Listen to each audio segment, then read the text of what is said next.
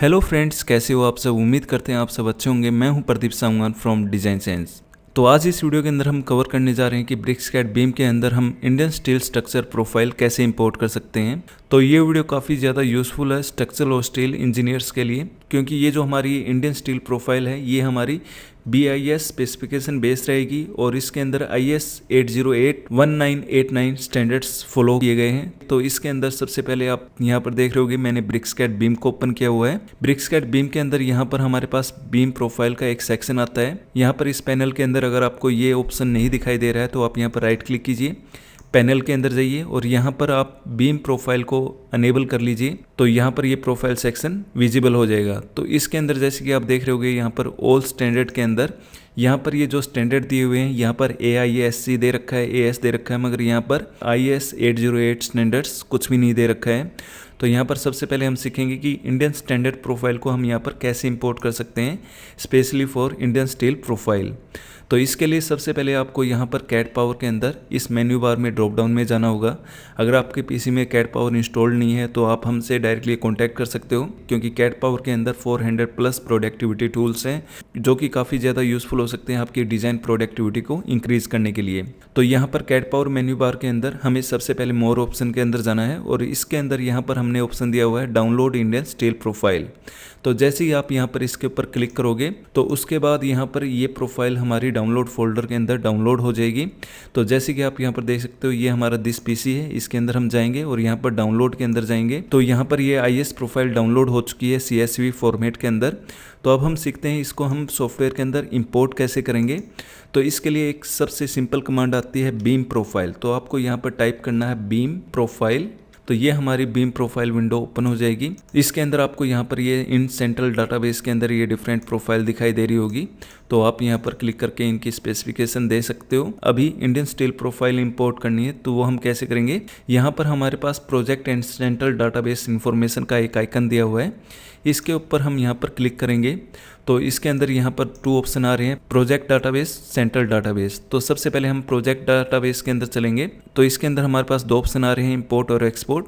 तो यहाँ पर हम इंपोर्ट कर लेते हैं। इंपोर्ट के अंदर हम यहाँ पर डाउनलोड फोल्डर के अंदर जाएंगे और जहाँ पर हमारी ये प्रोफाइल थी CSV की उसको हम सेलेक्ट करेंगे। तो अभी आपको यहाँ पर ये जो फाइल टाइप है XML की जगह CSV सेलेक्ट करना है।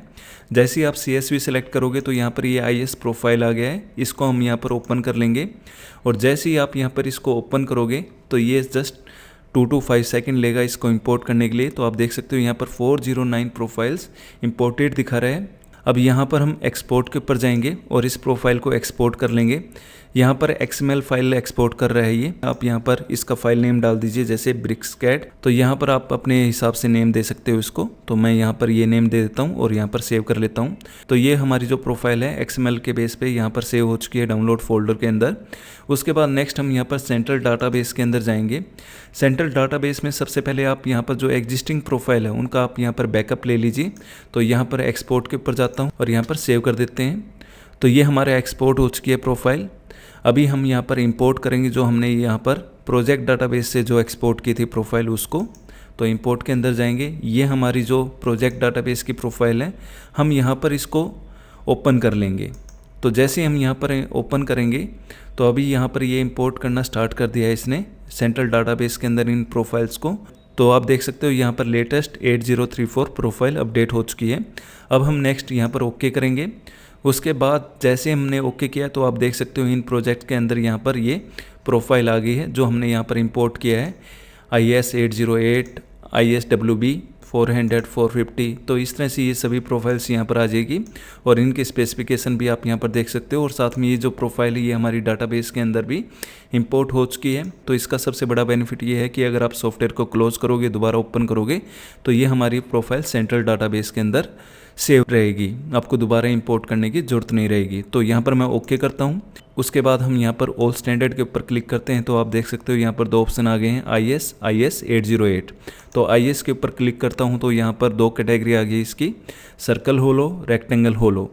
उसके अलावा IS 808 के ऊपर अगर मैं करता हूँ तो यहाँ पर C शेप प्रोफाइल आ गई है, I शेप आ गई है, L शेप आ गई है। तो यहाँ पर जो भी प्रोफाइल आपको क्रिएट करना है उसको यहाँ पर ये क्लिक कीजिए, तो यहाँ पर ये डिफरेंट प्रोफाइल यहाँ पर ओपन हो जाएगी इस लाइब्रेरी की।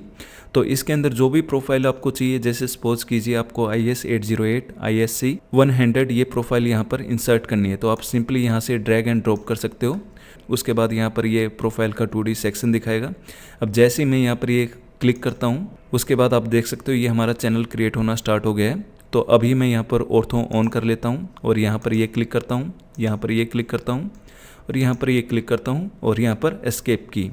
अभी उसके बाद जैसे आपको यहाँ पर इनका जो जॉइंट है ये अगर करेक्ट करना है तो आप यहाँ पर L कनेक्ट कमांड का यूज़ कर सकते हो। इसको सिलेक्ट कीजिए, उसके बाद यहाँ पर राइट क्लिक कीजिए, उसके बाद दोबारा हम यहाँ पर सेम कमांड लेंगे और इसको यहाँ पर ये सिलेक्ट कर लेंगे। तो ये हमारी प्रोफाइल प्रॉपरली कनेक्ट हो चुकी है। अब उसके बाद में अगर आपको यहाँ पर दूसरी I शेप प्रोफाइल चाहिए तो आप यहाँ पर ये क्लिक कीजिए, ये होगी हमारी ISHB। तो इसमें हम यहाँ पर इसको ड्रैग एंड ड्रॉप कर लेंगे, या उसके अलावा एक बेस्ट ऑप्शन ये है कि आप यहाँ पर पॉलीलाइन भी क्रिएट कर सकते हो। तो जैसे मैं यहाँ पर ये पॉलीलाइन क्रिएट कर लेता हूँ और इसके अंदर अगर मैं यहाँ पर ये प्रोफाइल ड्रैग करूँगा तो यहाँ पर ये पूरी पॉलीलाइन के ऊपर ये प्रोफाइल क्रिएट हो जाएगी।